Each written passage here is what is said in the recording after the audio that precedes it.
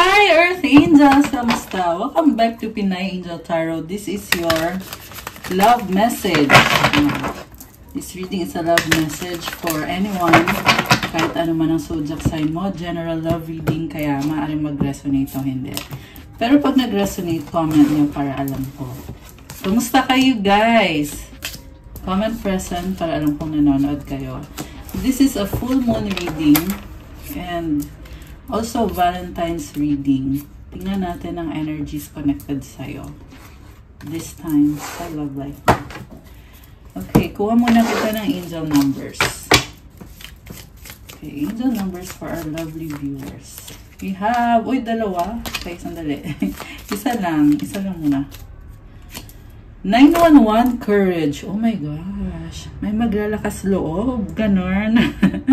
A doorway has opened for you, and while apprehension may be felt, allow courage to flow in. As you put your best foot forward, you are being encouraged to let curiosity lead you and know that the divine has your back. Actually, kahit anong situation naman to not necessarily sa love, merong nagbubukas na pintuan. Actually, andun na tong opportunity na to matagal-tagal na. At sabi dito, be brave. You need courage. At i-enjoy mo lang daw. Kasi sinusuportahan ka ni universe. Yung iba nga sa inyo, pwede din tong sa career nyo or sa kung anong situation man. Yung iba, syempre, sa love life nyo. Affirmation, I allow courage to prevail as curiosity leads me through new doors. Okay, isa pa.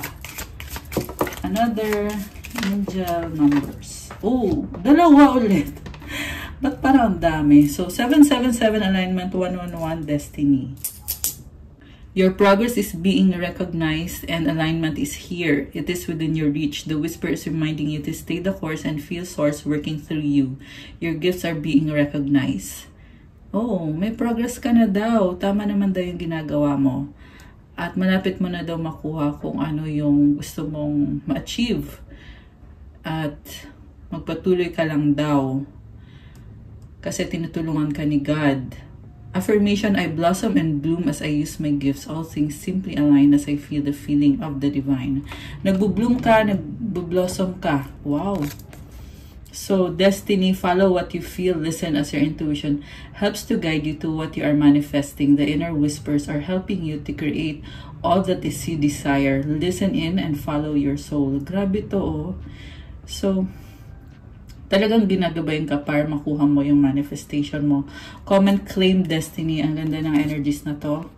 And also, claim alignment. So, tsaka i-claim mo din to, nagbo-blossom ka, tsaka nagbo-bloom. Comment, I blossom and I bloom as I use my gifts. And yung isa naman, affirmation, life is always happening for me. I am allowing myself to lean in to what feels good. So, i-enjoy mo lang yung buhay mo kasi maraming nangyayari sa buhay mo. So, gawin mo kung ano yung gusto mong gawin. Yan ang sabi dito lean into what feels good. So, that's so nice. Parang na-feel ko yung freedom mo dito. You are free to have a new beginning and merong opportunity na nagbubukas. Have courage as you move forward. So, from the tarot, overall energy sa bottom of the deck is the 7 of Cups. Okay, options. Merong excitement dito. Ang dami mo nang nai-imagine na gusto mong mangyari sa buhay mo. Lahat ng aspeto ng buhay mo yung tinitingnan mo Okay, and then okay. So, I feel like parang ang dami niyang ang dami niyang mga pearls. So, you are into material things right now. Ini-enjoy mo yung mga material na luxuries sa buhay mo. Okay? Or ini-imagine mo na kung ano yung mga luxuries. Yeah. Grabe. So nice. Parang you're feeling extravagant right now. Okay. And then, we have Ace of Cups, Temperance, 5 of Cups, 6 of Swords, Page of Wands. Okay. Oh my gosh. Merong person dito. Okay. So, tingnan muna natin guys This is someone na ang dami niyang gustong gawin sa buhay.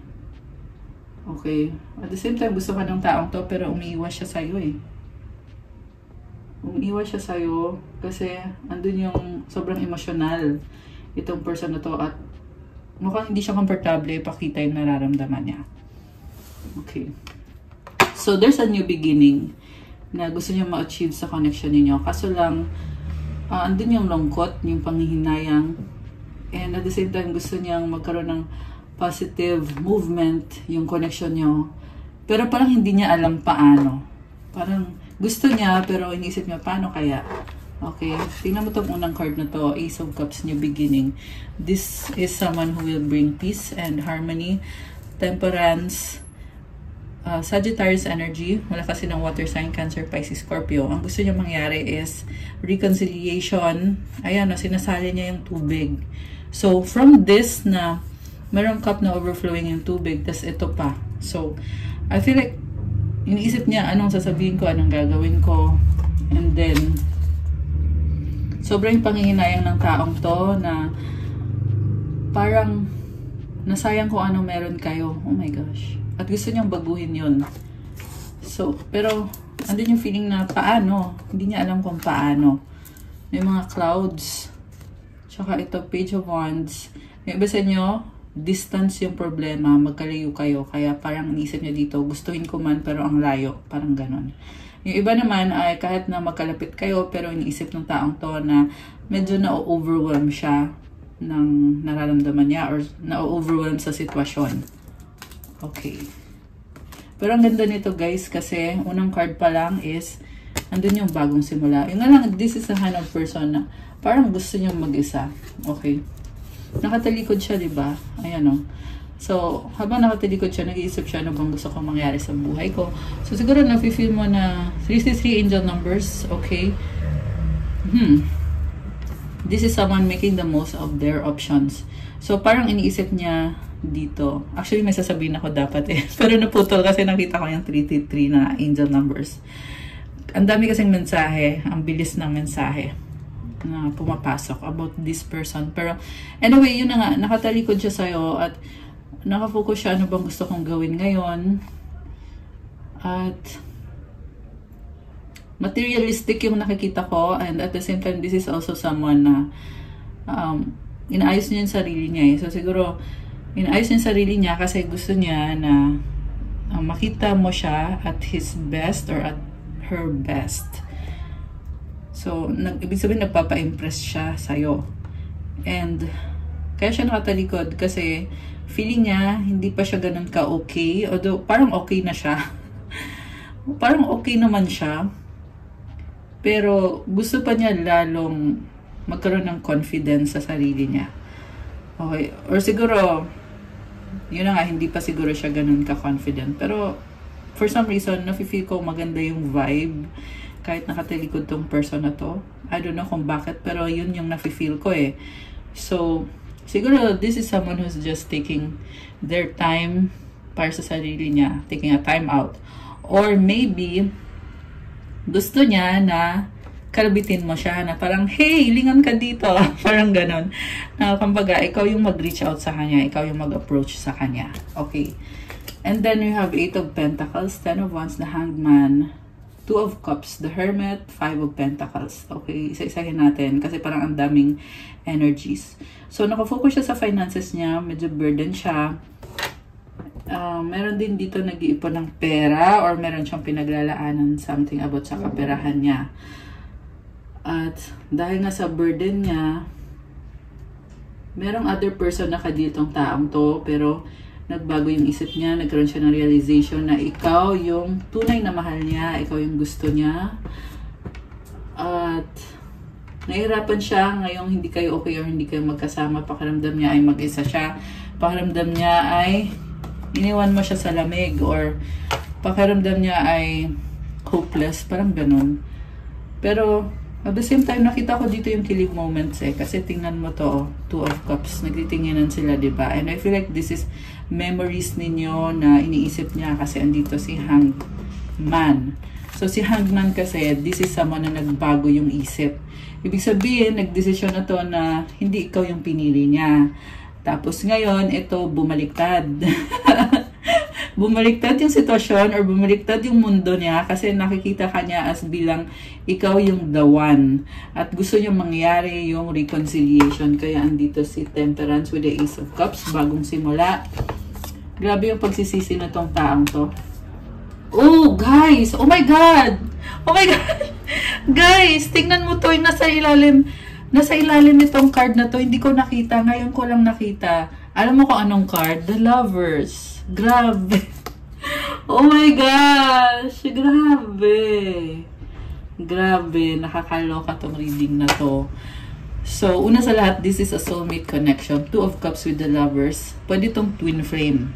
Okay? Yung iba sa inyo ay twin flame nyo talaga to. Yung iba naman ay soulmate nyo tong taong to.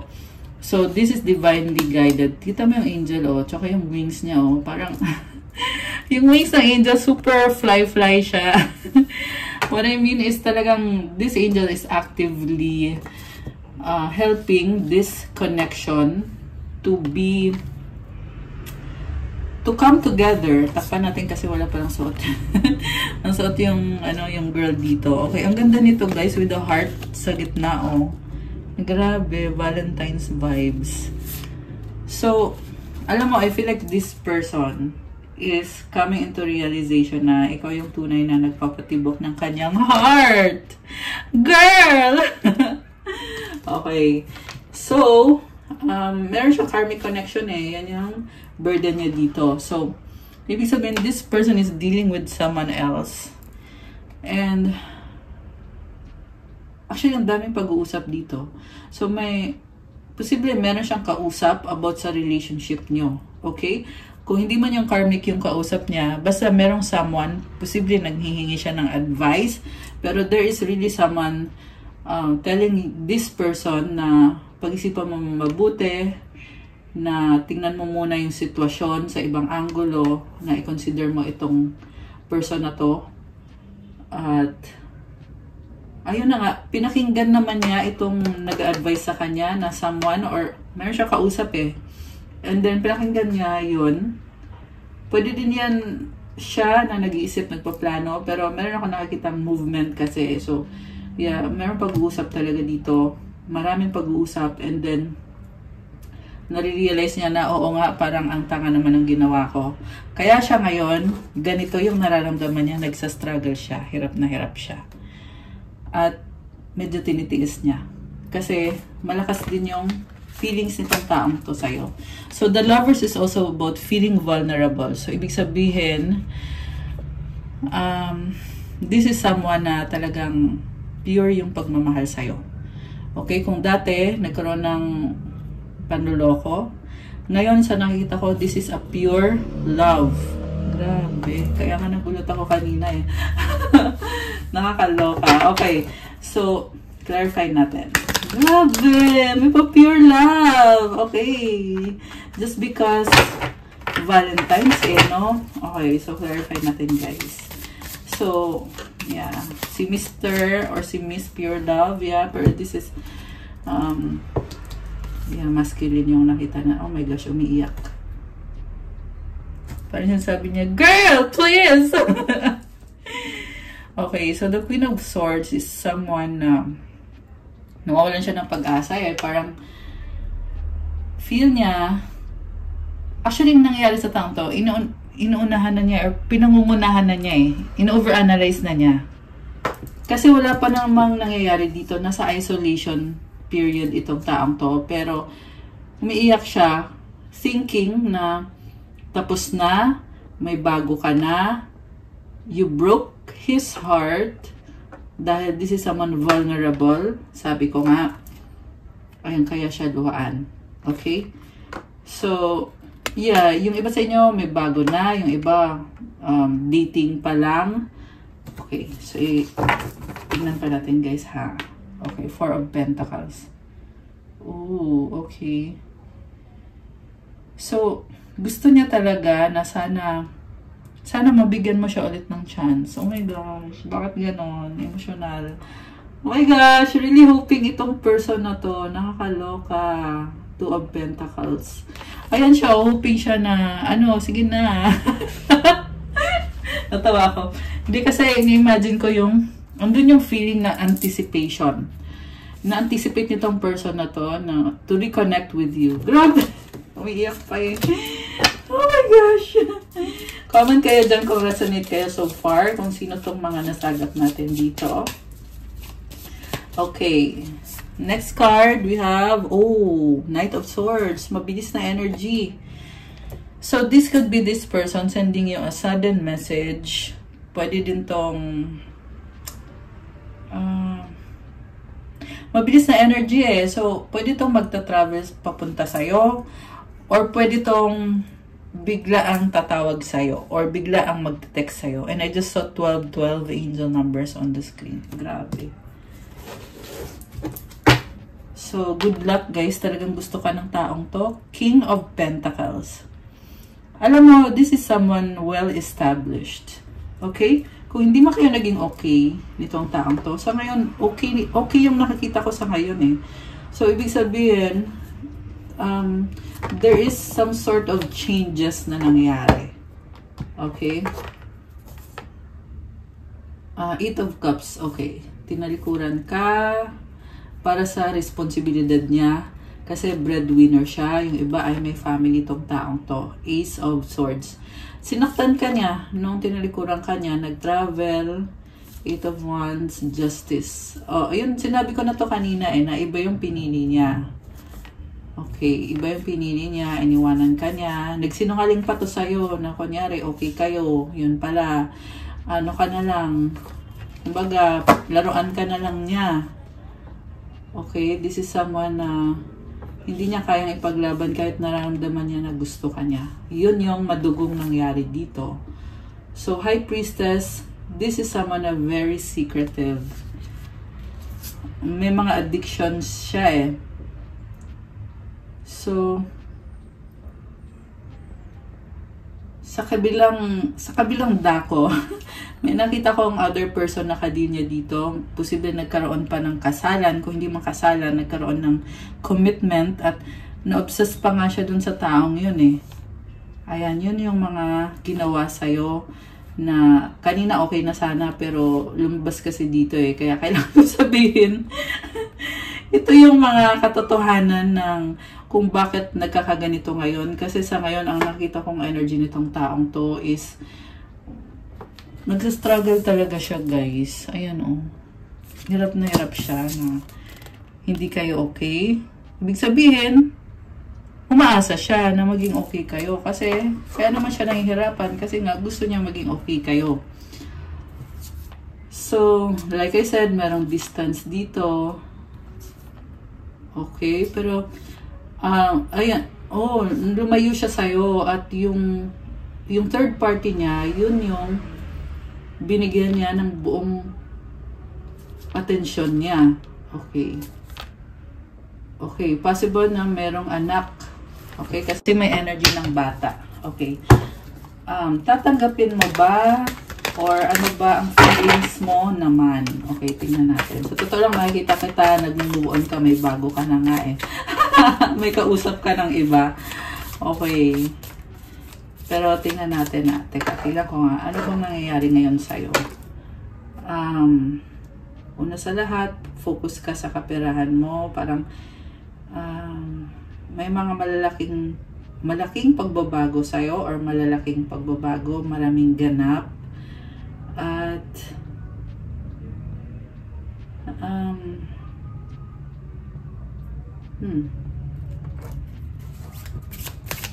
ay, okay, nalaglag. So, 6 of Pentacles in reverse. Reverse siya eh, lumabas. Okay. So, ganap sa'yo. Ito yung lumabas eh. Ibig sabihin, maayaw ka na, no? Tinalikuran mo na siya. Kasi nag-reverse to eh. So, ang nakita ko sa'yo is, hindi ka na magre-reach out sa kanya. Kumbaga, you cut ties, or kung hindi man, if you didn't cut ties, pinili mong maging totally silent. Okay? Either done. Kasi baliktad siya eh. Pag upright kasi to, ibig sabihin tuloy-tuloy yung daloy ng connection ninyo. Ayan, pero unfortunately, Unfortunately for this guy, kasi siya gusto nga niya eh. 'Di ba? Pero unfortunately, ito ngayon yung energy mo. 'Di ba? So, Two of Wands. Okay, naghihintay pa nga eh. Naghihintay ng communication. Also, may nakita kong travel dito. Pwedeng ikaw yung magta-travel, pwedeng siya yung magta-travel. Parang meron kang malaking plans na connected sa legacy mo. Something na in-invest mo dito yung life mo or yung career mo. Okay? Malaking ano yan, malaking impact yan sa'yo. Bahay or pera, Ten of Pentacles.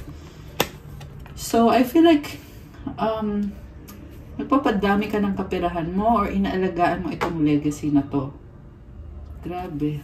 You have something coming up for you, something very big and special. Three of Swords. Okay. Yeah, meron na ng other person dito, guys. So,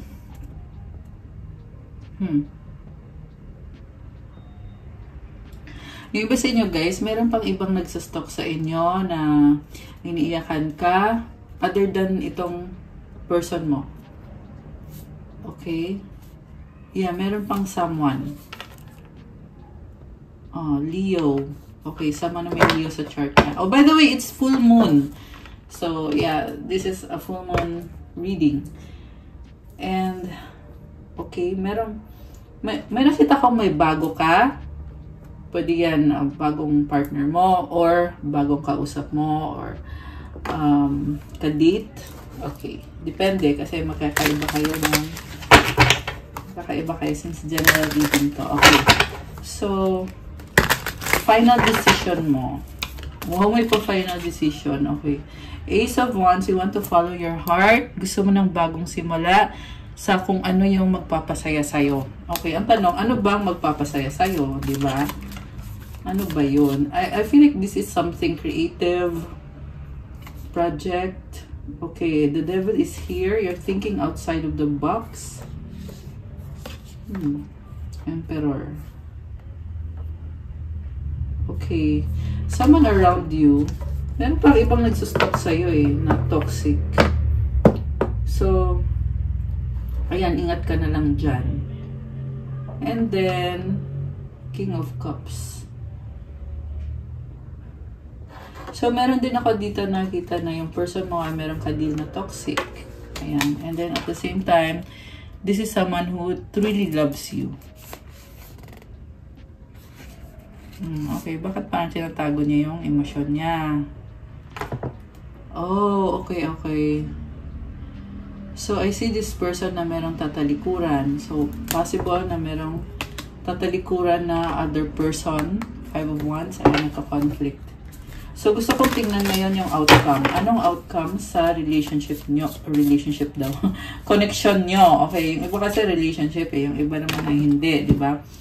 So, yeah. Pero relationship yung nasabi ko. Ibig sabihin, there is really something special. Kasi nga, merong twin flames dito. Merong soulmate dito. Oh my gosh. Magician. Wow. So, I feel like you have manifested this relationship. Diba? Nasabi ko eh. For some reason. Ayan. Okay. Knight of Cups. Guys, grabe naman to romantic oh. The world. Oh my gosh. So, this is an ending and a new beginning. A whole new start to this relationship na na-manifest sa life mo. Na-manifest sa life ng person mo. Grabe. Pero meron siyang tinalikuran. Okay? At meron pang umaaligid pa na isa pang energy na hindi maganda. Okay? Or posibleng yung other energy na yon is yun yung ka-deal ng person mo na dun siya nagkakaroon ng mga struggle. O, dun siya nahihirapan siya sa sitwasyon na yon. Okay? Seven of Pentacles, Ace of Swords. Okay. So you have, sabi dito, you have to work on it. If you want it to work out, you need to have breakthrough. Or yun yung gusto mangyari nitong taong to, na gusto niya magkaroon ng breakthrough. Kasi nga, gusto niya i-manifest itong relationship or connection. Eight of Wands is communication or travel. Okay, so tingnan natin sa oracle cards. Ano po bang energies ang connected dito?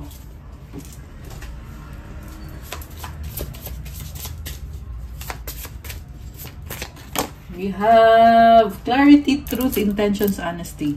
So, ngayon, maraming realizations. So, itong person na nakikita niyang katotohanan. Nakikita niya yung intention mo, yung honesty mo. Natatauhan siya na, ay, totoo ka pala. Akala ko joke-joke lang yung atin. Kaya niloko kita kasi akala ko nagjo-joke ka lang. Yun pala, totoo pala. Totoo kang tao. Yung iba sa inyo guys, parang first time itong taong to makaranas ng relationship or ng love. Kaya siya nagkakaganyan na ngayon lang siya natatauhan or naliliwanagan. Ayan. Tanong, huli na ba ang lahat? Yun yung tanong. Kasi may lumalabas na may new person ka. May lumalabas din naman na manifestation connected sa taong to. Diba? Pride. Oh my gosh. Ito yung problem. So, ibig sabihin, hawak niya yung kasagutan kung gusto niya ba na mangyari or ma-manifest itong connection na to or kung hindi. Ayan, so it's either lang naman magiging okay kayo or hindi kayo magiging okay. Yun lang naman yan eh. Pero ito, pinili niya yung arrogance niya, yung ego niya, yung stubbornness niya. Tigas ang ulo. Okay. Okay, beginnings, try again. Okay, gusto niya daw magsimula ulit. Mag-try ulit. New direction, start over. Okay, isa pa. Last one. Gusto kong malaman kung tatanggapin mo eh. Resistance. Oh. So, parang, grabe. It's either ikaw na ngayon yung nakaramdam na parang ayaw mo na trauma ka na parang natatakot ka na. Kasi nga, sabi ko nga kanina, nakita ko kasi sa'yo is yung 6 of Pentacles na naka-reverse na ayaw mo na, diba? Ayan, nag-reverse na to eh.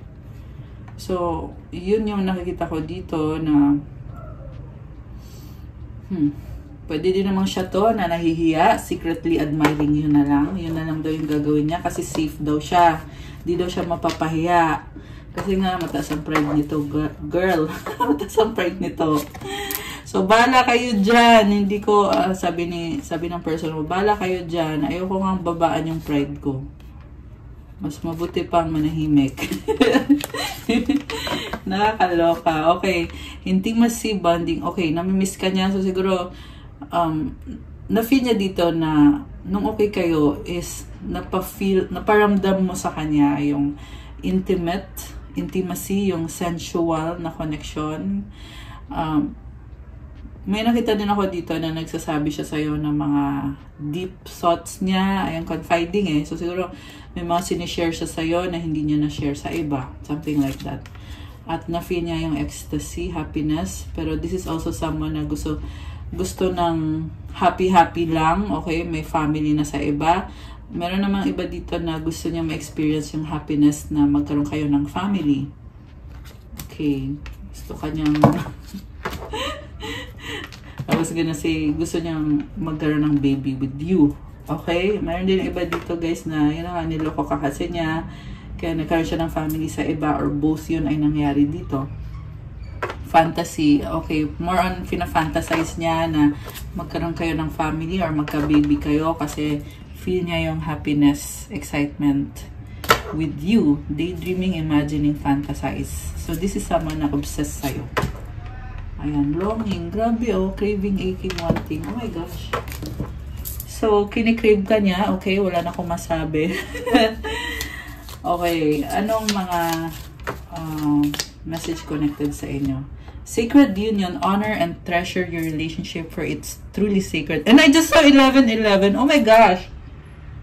So, yung numbers na yun is connected to soulmates and twin flames.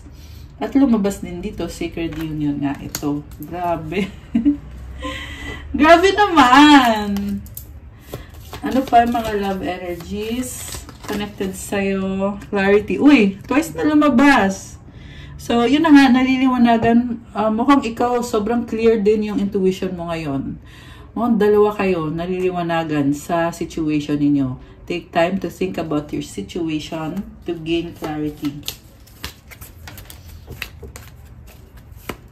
Yeah, kasi full moon in Leo. So, Leo is represented by the Sun card and the Sun represents clarity, di ba? Happiness and positivity. Medyo ma-pride nga lang din. Okay, yun yung problem kasi yung pride talaga yung mas pinili nitong person na to. Ibig sabihin, they sabotage the relationship dahil sa pride niya. Ayun, to cut it short, yun yung ginawa nitong taong to sa connection ninyo. Okay, you have synchronicity, a divine soul counterpart relationship is blessed with amazing moments of synchronicity. Okay, may surprise, oh. You may be about to be surprised. So, parang gusto kang i-surprise. 1, 2, 3, 4 angel numbers on the screen. Gusto kang i-surprise. Okay, pero tingnan nyo muna, guys, ha? Kasi nga, yeah, may mga challenges pa dito eh, na kailangan pang i-heal sa connection na to. So, tingnan natin ang advice galing sa universe. Ano rin? Sana to? Kuha ko kayo ng advice. Wait langs.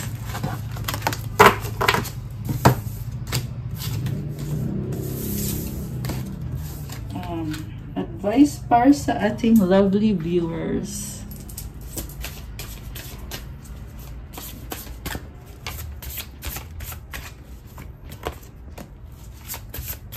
Nakita ko dito yung sobrang attraction between you and this person. Kukuha ko na din kayo ng mensahe. Ano bang gustong sabihin sa'yo? Ano bang gustong sabihin sa'yo nitong person na to? I know I messed up. Oh my gosh.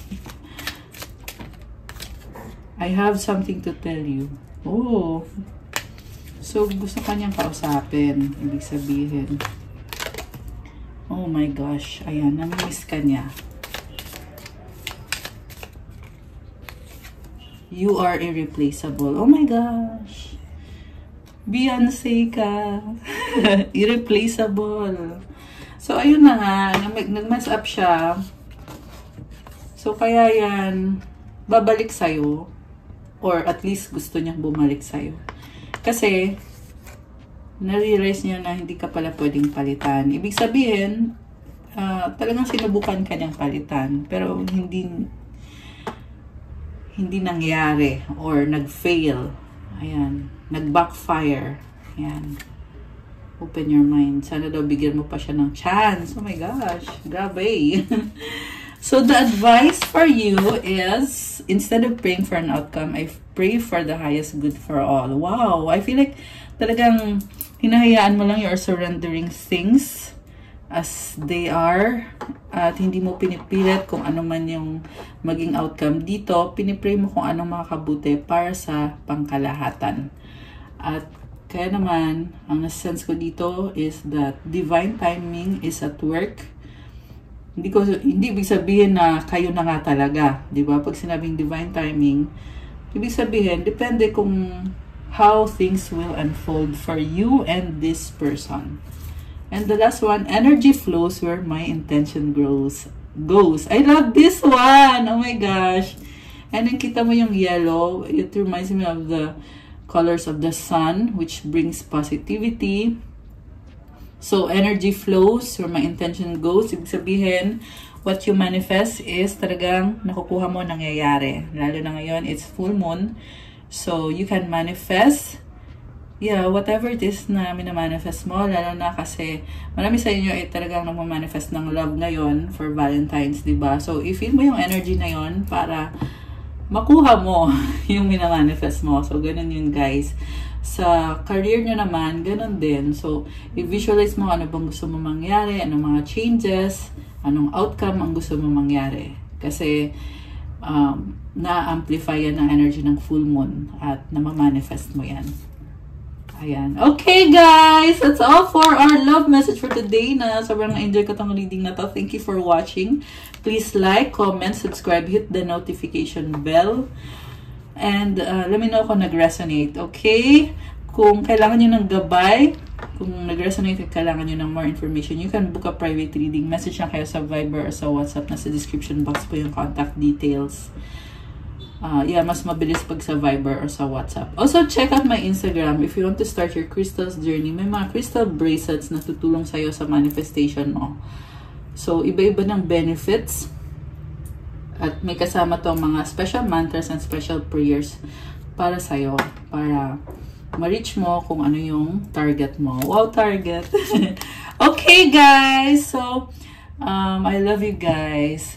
Have a good night. God bless you all. Stay safe and see you again soon. Bye!